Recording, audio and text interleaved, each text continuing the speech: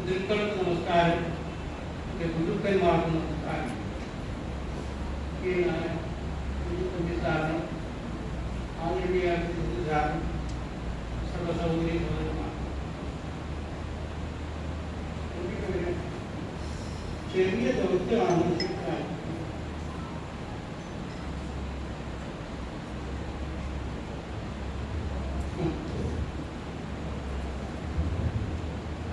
ഇതുവരെ ഭാരതീയ കൂട്ടായ്മ സംഘടിപ്പിച്ചിട്ടുള്ളതായ യാത്രകളെ പറ്റിയിട്ട് ഒരു ചെറിയ വിവരണം നടത്തുക എന്നുള്ളത് മുന്നിൽ അർപ്പിച്ചിരിക്കുന്ന ദൗത്യം. അപ്പോൾ ഇത് 2020 ഇത് തുടങ്ങി. അതിനുശേഷം 2021 ആദ്യം കുരുക്ഷേത്ര ദർശനം ഒരുക്കി. വളരെ സക്സസ്ഫുൾ ആയിരുന്നു അത്. എന്നിട്ട് രണ്ടാമത് കാശി വിശ്വനാഥ ക്ഷേത്രം ഒക്ടോബർ 2022. അതൊരു നല്ലൊരു സംഖ്യ ആൾക്കാരെ കൂട്ടിയാണ് വിട്ടുപോയത്. അതോളം ഏകദേശം 100ഓളം ആൾക്കാരെ അന്ന് കൂട്ടിയിരുന്നു. വളരെ വിജയകരമായിട്ടുള്ള ഒരു ദൗത്യമാണ് അന്ന് ഇവർ സംഘടിപ്പിച്ചത്. ശരിയായ രീതിയിൽ അതിനെ സംഘടിപ്പിച്ചു. മൂന്നാമത് മഹാകാലേശ്വരത്ത് പോയി. ഉജ്ജയൻ, മഹാകാലേശ്വരം, ഓങ്കാരേശ്വരം. മഹാകാലേശ്വരം വളരെ ഭംഗിയായ ദർശനം നടന്നു. പക്ഷേ ഓങ്കാരേശ്വരത്തില് വിചാരിച്ചത്ര വിജയം ഉണ്ടായില്ല. Small misfiring happen there. ഓങ്കാരേശ്വരത്തിൽ നമുക്ക് ദർശനം കഴിഞ്ഞില്ല.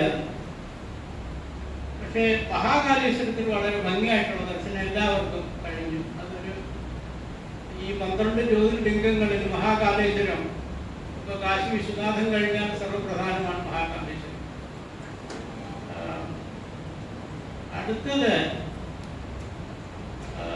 നാലാമതായിട്ട് ജ്വാലാമുഖി ഹിമാചൽ പ്രദേശിൽ പോയി മെയ് 2024. അത് വളരെ വളരെ ഭംഗിയായി ഓർഗനൈസ് ചെയ്യപ്പെട്ടു. ഓർഗനൈസേഴ്സിൻ്റെ അവരുടെ പ്രത്യേക കഴിവുകളെല്ലാം അത് പ്രകടമാക്കപ്പെട്ടു എന്ന് വേണം പറയാം. വളരെ ഭംഗിയായി അത്. ഞാനതിലുണ്ടായിരുന്നില്ല, എന്നാലും എനിക്ക് വേണ്ടപ്പെട്ടവരതിലുണ്ടായിരുന്നു. അവരുടെ അഭിപ്രായത്തോട് വളരെ ഭംഗിയാണ്. അഞ്ചാമത്തേത് tour to the statue of unity, Sardar പട്ടേലിന്റെ മഹാകായ പ്രതിമ ഗുജറാത്തിൽ. അപ്പോൾ അത് സർവപ്രധാനമായിരിക്കുന്നു എന്ന് പറയാൻ കാരണം ഈ ഇന്ത്യയെ യൂണിഫൈ ചെയ്ത ആളാണ് അദ്ദേഹം. ഈ നേഷൻ ബിൽഡർ, യഥാർത്ഥത്തിൽ നേഷൻ ബിൽഡർ അദ്ദേഹമായിരുന്നു. അദ്ദേഹവും VP മേനോനും, നിങ്ങൾ എത്ര പേര് കേട്ടിരിക്കുമെന്ന് അറിയില്ല, പപ്പാളിൽ പങ്കുമേനോൻ. അപ്പോൾ ഈ പല നാട്ടുരാജ്യങ്ങളെയും ഒരുമിച്ച് കൊണ്ടുവരാൻ പങ്കുമേനോൻ വഹിച്ച പങ്ക് ചില്ലറയൊന്നുമല്ല. അപ്പൊ പങ്കുമേനോൻ പട്ടേലിന് വളരെയധികം സഹായം ചെയ്തിരുന്നു. പട്ടേലിനെ ആ സ്ഥിതിയിൽ എത്തിച്ചത് പങ്കുമേനോൻ എന്ന് വേണം പറയാൻ. പട്ടേലായിരുന്നു യഥാർത്ഥത്തിൽ പ്രധാനമന്ത്രി ആകേണ്ടിയിരുന്നത്. പക്ഷേ അദ്ദേഹത്തിന് ഇത്തരത്തിൽ പറയാൻ കഴിയാത്ത സാഹചര്യങ്ങൾ കൊണ്ട് അദ്ദേഹം തള്ളപ്പെട്ടു. അപ്പോൾ നരേന്ദ്രമോദി അധികാരത്തിൽ വന്നതിന് ശേഷം പട്ടേലിന്റെ ഒരു അധികാര പ്രതിമ ഉണ്ടായിരുന്നു, the statue of unity. Because the responsibility for unifying the entire country goes to him. Though Pangumenon played a very key role, because in most of the acts of instruments signed with the നാട്ടുരാജാക്കന്മാരുമായിട്ടുള്ളതിലെല്ലാം പങ്കുമേനോന്റെ കൈപ്പടയാണോ. പങ്കുമേനോൻ വളരെ നല്ലൊരു പങ്ക് വഹിച്ചു. അതൊരു secondary issue ആണ്. എന്നാലും പട്ടേലിന്റെ ആ statue നിങ്ങൾ പോയി എല്ലാവരും കണ്ടു, വളരെ ഭംഗിയായി. ഇനിയും ആൾക്കാർ പോകേണ്ട ഒരു സ്ഥലമാണ്. It's very important.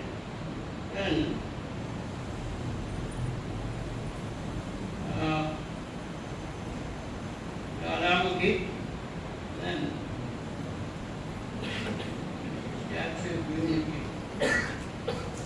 മാർച്ചിൽ ഈ കുംഭമേള 2 പ്രാവശ്യം കുംഭമേളയിൽ ടൂർ ഓർഗനൈസ് ചെയ്തു. വളരെ സക്സസ് ആയിരുന്നു കുംഭമേളയിൽ.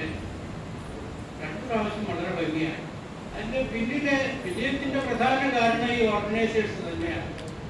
ഓർഗനൈസേഴ്സിന് പ്രത്യേകം എടുത്ത് പറയാൻ പോകുന്നുണ്ട്, ഇപ്പൊ പറയുന്നില്ല, ഞാൻ പറയാം. അപ്പൊ ഈ ഓർഗനൈസേഴ്സിന്റെ കഴിവാണ് ഇതിൽ പ്രകടമാക്കപ്പെട്ടത്. നിസ്വാർത്ഥമായ സേവ അത് തന്നെയാണ് ഈ വിജയത്തിൻ്റെ സംഘം. കുംഭമേള പോലെയുള്ള ഒരു സ്ഥലത്ത് പോയി ഇത്രയും വലിയ ടീമിനെ കൊണ്ടുപോയി വളരെ സക്സസ് ആയിട്ട് പ്രോഗ്രാം പൂർത്തീകരിച്ച് മടങ്ങുക എന്ന് വെച്ചാൽ വളരെ വളരെ കഷ്ടം പിടിച്ച ഒരു സംഗതിയാണ്. ഞങ്ങളും അതിന് പോയിരുന്നു, വേറൊരു പാർട്ടിയോടൊപ്പം പോയി, അത്രയും നമുക്ക് സക്സസ് ആയില്ല. പക്ഷെ ഇവർ പോയത് വളരെ സക്സസ് ആയി എന്നാണ് അറിയാൻ കഴിഞ്ഞത്. Followed by that, it was the latest being the Puri Jagannath Lingaraja Bhubaneswar, Puri Jagannath and Lingaraja. വളരെ ഭംഗിയായി ഞാനും അതിലൊരു അംഗമായി. വളരെ നിസ്വാർത്ഥമായിട്ടുള്ള ഒരു ഓർഗനൈസേഷനാണ് ഇവർ മുന്നോട്ട് കണ്ടത്. ഈ 100 പേരെ ഫ്രം ഡോർ ടു ഡോർ അക്ഷരാർത്ഥത്തിൽ നമ്മുടെ ഡോറിൽ നിന്ന് പിക്കപ്പ് ചെയ്ത് നമ്മൾ തിരിച്ച് ഡോറിലേക്ക് വീട്ടുപടിക്കൽ കൊണ്ടെത്തിക്കുകയാണ്. എന്നെ സംബന്ധിച്ചിടത്തോളം വളരെ ഭംഗിയായിരുന്നു. ഇവര് അതില് അർദ്ധരാത്രി തിരിച്ച ട്രെയിനിൽ ആ സമയത്ത് തന്നെ ഈ 100 പേർക്കും 2 ദിവസത്തേക്കുള്ള ആഹാരം അവർ പാക്ക് ചെയ്ത് നമുക്ക് തന്നിരുന്നു എന്നുള്ളതാണ്. വിശ്വസിക്കാൻ കൂടെ വയ്യ. ഈ ഒരു 5-6 ആൾക്കാർ ഓടി നടന്നു. എന്റെ രംഗത്ത് train running practical distributing the package. ഇത് വിശ്വസിക്കാൻ വയ്യാത്ത, അതും ആൾക്കാർ ഉറങ്ങിക്കിടക്കുന്നവരെ വിളിച്ച് പാക്കറ്റ് കൊടുത്തു. അപ്പോൾ ചേട്ടാ ഞങ്ങൾ ഈ ട്രെയിനിൽ തന്നെ പാക്ക് ചെയ്യായിരുന്നു. ഈ പാക്കറ്റ് എല്ലാം പൂർണ്ണമായിട്ടും ഡിസ്ട്രിബ്യൂട്ടർ പാക്ക് ചെയ്ത് തന്നില്ല, ഞങ്ങൾ കുറെ പാക്ക് ചെയ്തു. അത് വിശ്വസിക്കാൻ കൊണ്ടല്ല. ഇത്തരം സന്നദ്ധത, highly committed people, determined people, willing to serve, അത് അവരുടെ പ്രവർത്തനത്തിന്റെ ഒരു പ്രത്യേകതയാണ്. നമ്മൾ പലയിടത്തും കണ്ടിട്ടുണ്ട്. ഇവർ ഇത്തരം പ്രത്യേകത മറ്റുള്ള ആൾക്കാർക്ക് കാണാൻ പറ്റിയിട്ടുണ്ട്. അപക്ഷതാബോധമില്ലാതെ കർമ്മനിഷ്ഠയോടെ പ്രവർത്തിച്ചവർ വളരെ ഭംഗിയായിരുന്നു. അനിൽകുമാർ, പിന്നെ ഹരിയുടെ പ്രത്യേകം എടുത്തു പറയാതിരിക്കാൻ പറ്റില്ല. ഇത്രയും സന്നദ്ധതയുള്ള മനുഷ്യർ, അവരുടെ പ്രധാന സെൽഫിഷ്നെസ് എന്ന ഒരു സംഗതി അവരുടെ ജീവിതത്തിൽ നിഘണ്ടുവില്ല എന്നുള്ളതാണ് ഞാൻ ഭൂതകണ്ണാടി വെച്ച് നോക്കാൻ. അവരുടെ എവിടെയെങ്കിലും ഒരു സ്പോട്ടുണ്ട്. അപ്പൊ beautiful effort searching for a black spot in this art. ആദിത്യന്മാർക്ക് നിങ്ങൾ കറുപ്പ് നോക്കാൻ പോണ്ട. ആദിത്യന്മാർക്ക് എന്തിനാ കറുപ്പ് നോക്കാൻ പോണ്ട? ഇവരൊക്കെ ഞാൻ ആദിത്യന്മാരായിട്ട് കണക്കാക്കട്ടെ. വിജയകുമാറാകട്ടെ, അനിൽകുമാറാകട്ടെ, ഇത്രയും നല്ലൊരു മനുഷ്യൻ. അദ്ദേഹത്തെ പറ്റി വിവരിക്കാൻ എനിക്ക് വാക്കുകളില്ല. അനിൽകുമാർ, ഈ വ്യക്തി, പിന്നെ ഹരി, രാജേന്ദ്രൻ, ഇത്രയും ധനം ഇത്രയും ഭംഗിയായിട്ട് കൈകാര്യം ചെയ്യുന്നത്, അത് ധനം കൈകാര്യം ചെയ്യാൻ യോജിച്ച് be prudence. Prudence is the word for money handling. And അദ്ദേഹം കോശാധ്യക്ഷൻ തന്നെയാണ്, ധനാധ്യക്ഷൻ തന്നെയാണ്. ധനാധ്യക്ഷൻ വിഷ്ണു സഹസ്രനാമത്തിലെ 2 വാക്കുകളാണ്, ധനാധ്യക്ഷ, കോശാധ്യക്ഷ. സഹസ്രനാമം വായിക്കുന്നവർക്ക് അതിനെപ്പറ്റി അറിയാം. രാജേന്ദ്രൻ പിള്ള അത് തന്നെയാണ്.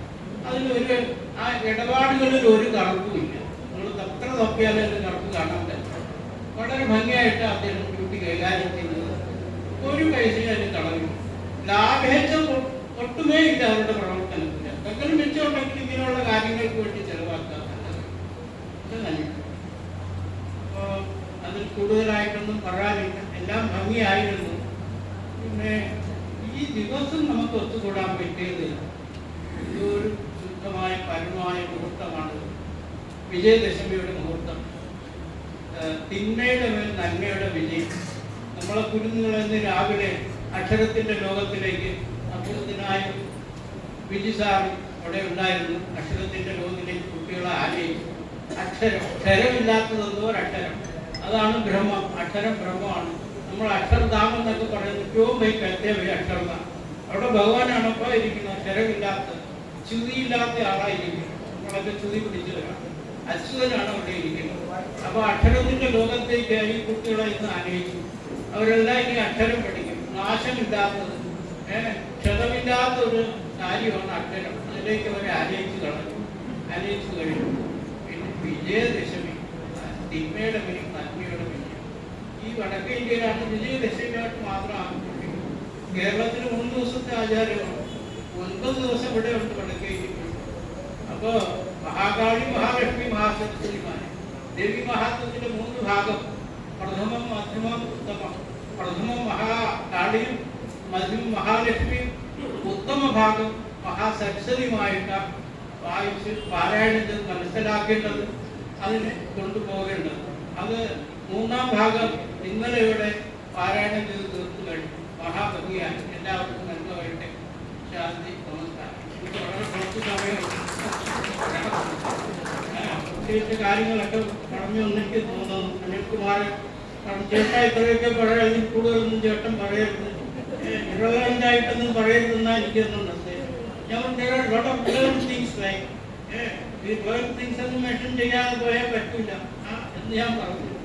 എന്നാലും അറ്റ്ലീസ്റ്റ് നിങ്ങളുടെ പ്രത്യേകിച്ച് ക്യാരക്ടറിസ്റ്റിക്സ് ഒക്കെ നമ്മൾ പറയണം. നിങ്ങൾ ചെയ്ത നല്ല ധർമ്മിഷ്ടന്മാരാണ് നിങ്ങൾ, ധർമ്മിഷ്ടന്മാരാണ്. ഈ ധർമ്മപതിയും ധർമ്മിഷ്ഠൻ നമ്മുടെ ഭാഷയിലേ ഉള്ളൂ. ശ്രീമാനും ശ്രീമതിയും ധർമ്മിഷ്ഠൻ ധർമ്മപതി. അപ്പോൾ ഇവരെല്ലാം ധർമ്മിഷ്ഠന്മാരാണ്.